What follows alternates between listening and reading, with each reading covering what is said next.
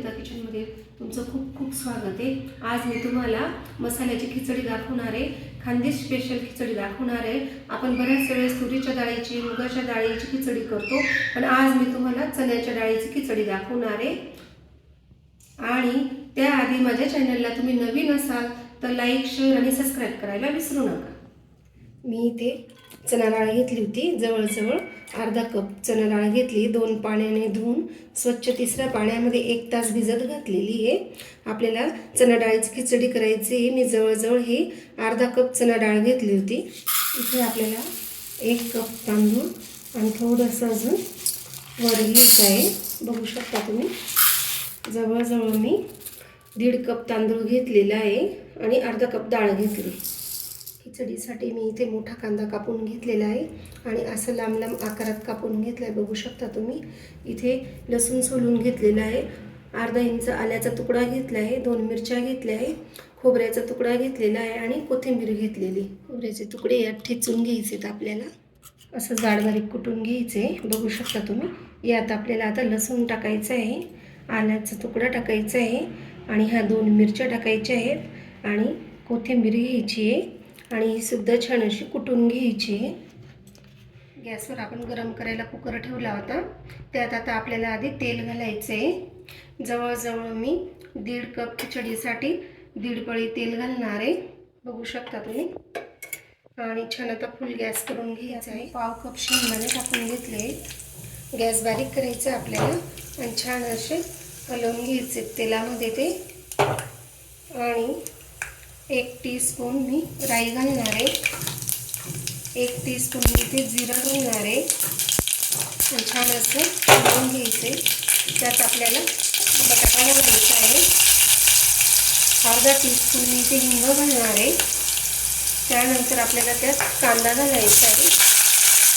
मी अर्धा लसूण काढून ठेवला होता, तो सुद्धा असा अख्खाच टाकून द्यायचा आहे आणि छान असं आता ब्राऊन कलर होईपर्यंत परतून घ्यायचं।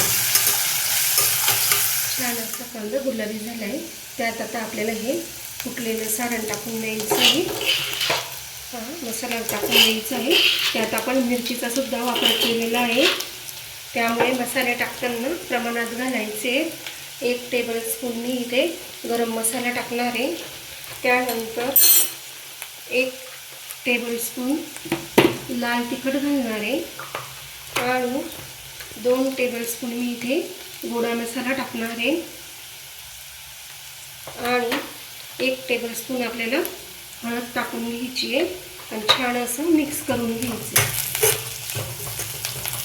2 ते 3 पाण्याने तांदूळ धुवून घेतले, त्यात आता ही डाळ अशी मिक्स करून घ्यायची आहे। मसाला छान परतून झाला, बघू शकता। त्यात आता आपल्याला तांदूळ आणि डाळ मिक्स करायची आहे, छान असं मिक्स करून घ्यायचं आहे। बघू शकता तुम्ही, किती छान मिक्स झालेलं आहे आणि चण्याच्या डाळीची खिचडी म्हणजे खूपच छान, चवीला खूप छान लागते, स्वादिष्ट लागते। त्यात आता आपल्याला पाणी घालायला घ्यायचं आहे। आपण 1.5 कप तांदूळ घेतलेला आहे, तर आपण इथे 3 कप पाणी वापरणार आहोत। यात आपल्याला आता मीठ घालून घ्यायचे, जवळजवळ इथे मी 2 टीस्पून मीठ घालणार आहे। छान मिक्स करून घ्यायचं। आता आपल्याला हे छान अशी उकळी आलेली आहे, आता आपल्याला कुकरचं झाकण लावून द्यायचे आणि 3 शिट्ट्या करून घ्यायच्या। कुकरच्या 3 शिट्ट्या झाल्या आणि हवा पण निघाली, बघू शकता। आता आपण बघू चणा डाळीची खिचडी कशी झाली। छान अशी आपली चणा डाळीची खिचडी झाली आहे, बघू शकता तुम्ही। रंगसुद्धा खूप छान आला आहे खिचडीला। त्यासोबत आपल्याला मस्त कोथिंबीर घ्यायची, चिरलेला कांदा मस्त, त्यावर मी तिखट मीठ टाकून घेतले आणि लोणचं सुद्धा घ्यायचं आहे आपल्याला। आणि बघू शकता, डाळ अगदी छान अशी शिजून गेलेली आहे, हे बघा मस्त मऊ शिजली। आपण 1 तास भिजत घातली होती डाळ। खिचडीची रेसिपी आवडल्यास लाईक करा, शेअर करा, सबस्क्राईब करा आणि तुम्हा सगळ्यांना थँक्यू।